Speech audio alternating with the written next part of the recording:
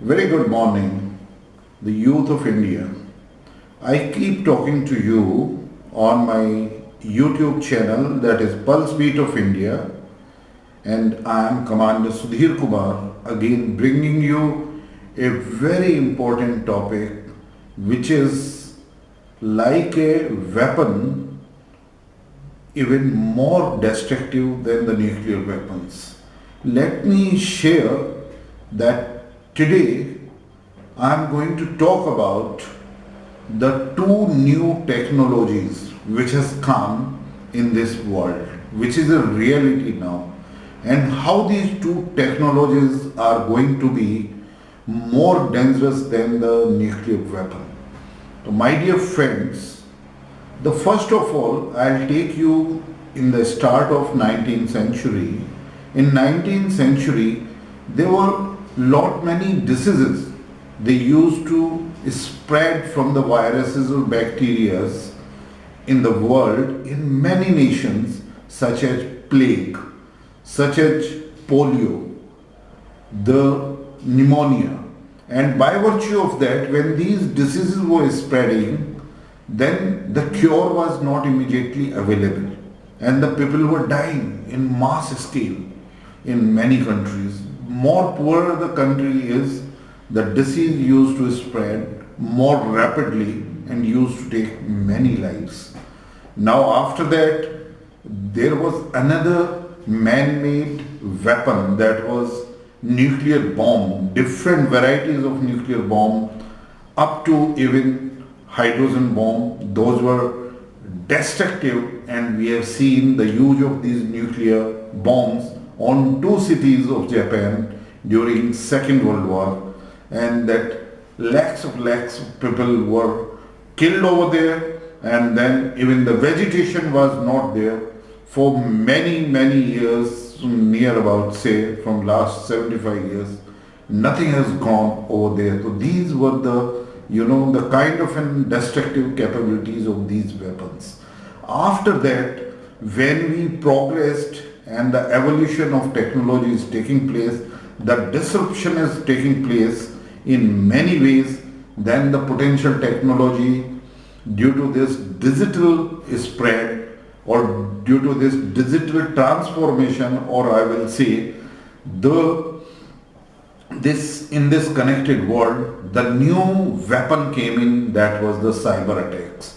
Whatever kind of the form of cyber attack is there, whether it is the phishing attack, your email based, malware based, or DDoS, or ransomware, all these attacks, how fatal they are for the economy of a particular nation, to the banking systems, the companies, and even on the personal reputation. So we have seen this era of cyber attacks which is going on, and it's not only India but the world over, and it's not only the smaller companies are affected by cyber attack, but even the bigger companies, those are having resources at their disposal to bring in the technologies to stop or to detect cyber attacks in time and to take an response in a shortest possible time. But with the cyber attacks, then another technology which has come on the horizon, and where we are very keen to utilize the technology, that is artificial intelligence.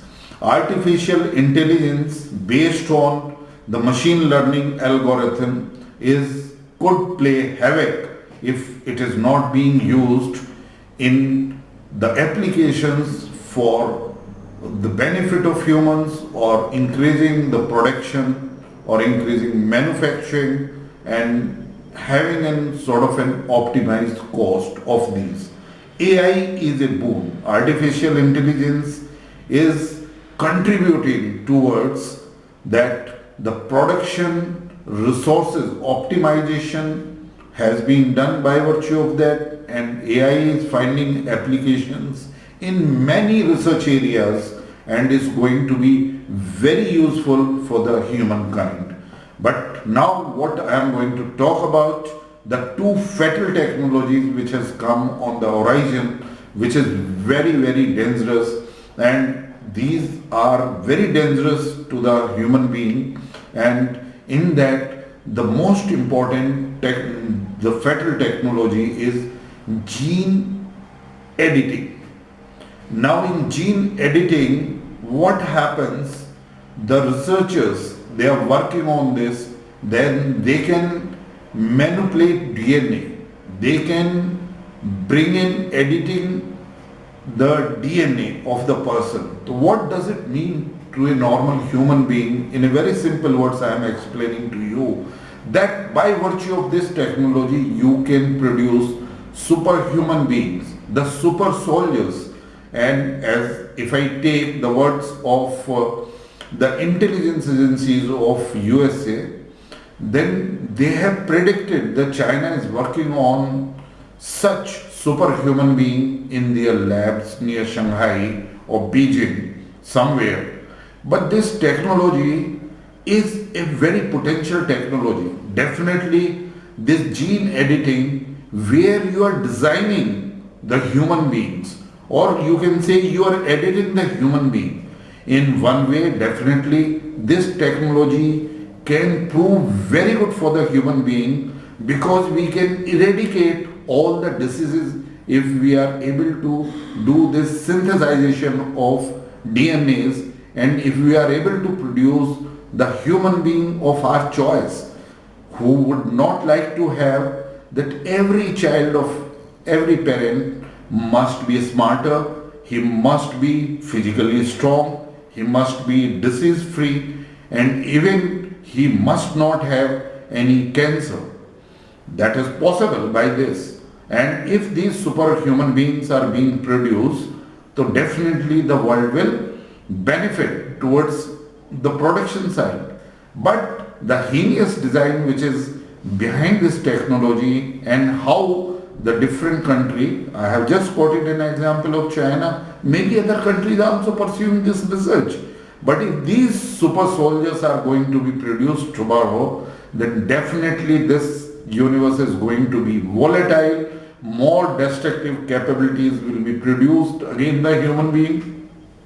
One human being against the superhuman being, or one soldier against the super soldier, and then another countries bring in super soldiers, and by virtue of this there will be a rat race towards this, and then it will lead to the destruction of this universe, the destruction of this planet.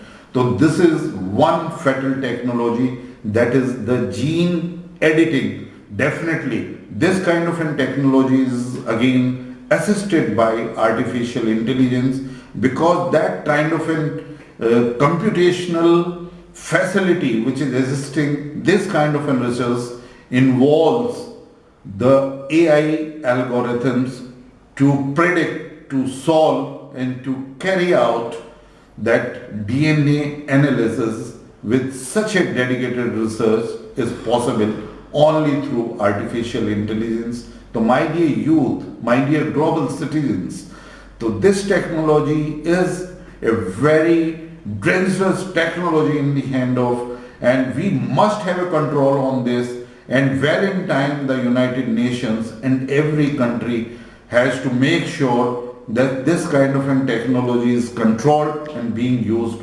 only for the benefit of human being, even if we pursue that. The another I'm going to talk about, very fatal technology which is coming, that is also being assisted by artificial intelligence, that is the deep faking. This deep fake, DF, what is the deep fake? That on your social media, by this technology, we are able to see your move, your body language and your postures, your features of your face, and then your face, your actions, your emotions, your body language is going to be used in making a fake about your personality, and your photograph or your video could be manipulated in your language, in your tongue, what you speak, and by this language your personal reputation could be hit, the reputation of organizations could be hit, the reputation of leaders could be hit, The reputation of nations could be at stake, and by virtue of this deep fake which is appearing on social media is a very, very fatal technology. If these two technology what I have talked about today is more dangerous than the nuclear weapons.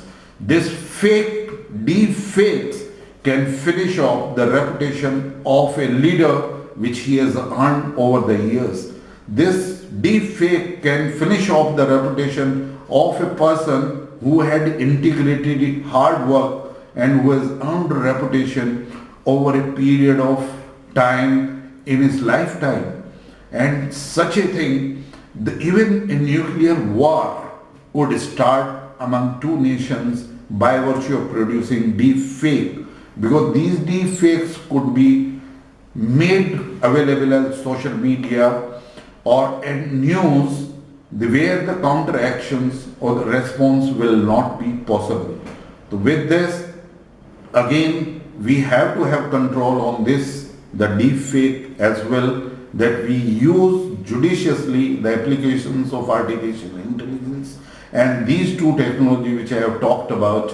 We have to think the United Nations, we have to have a global collective efforts that we control and use such technologies for the benefit of human being, not against them. But we can't stop. There are the private fundings available, there are the private research available, and they are the individuals and the organizations who are always dedicated towards this research to take benefit out of society, and they never worry about that what destruction is going to be caused to the human being or on this planet. So we have to be aware of it, and we have to make sure at United Nations that all nations are putting efforts together that we are not affected by these such fatal or dangerous technologies. The deep fakes are so dangerous that I was baffled to see the Tom Cruise deep fake which was available on social media. I was aghast to see, I was surprised that, how minutely and how you can get into the emotions by virtue of use of this technology, that it was impossible to see that he is not the actual Tom Cruise. So these fakes are there and we have to be aware of it now at social media.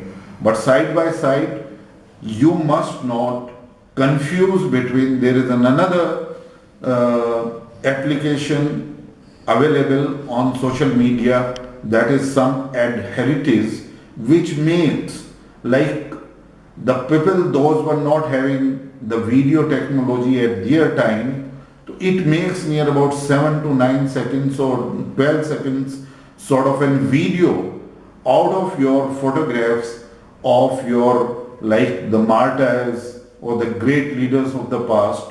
That technology certainly gives you that, how they could have talked in video, how could have been that video recorded, and that is definitely, giving you the youth a sort of an inclination that how the Bhagat Singh was looking like, how Veer Savarkar could have looked in his video, in his actions, what Vivekanand ji were there, or like that. For any person of any leader, those were born in the past for any nation. So that sort of an application is good. But again, now I'll conclude and I would like to say that deep fake, DFs, and earlier I talked about the gene editing. These are very dangerous technologies, and the United Nations along with all global leaders, we have to make efforts that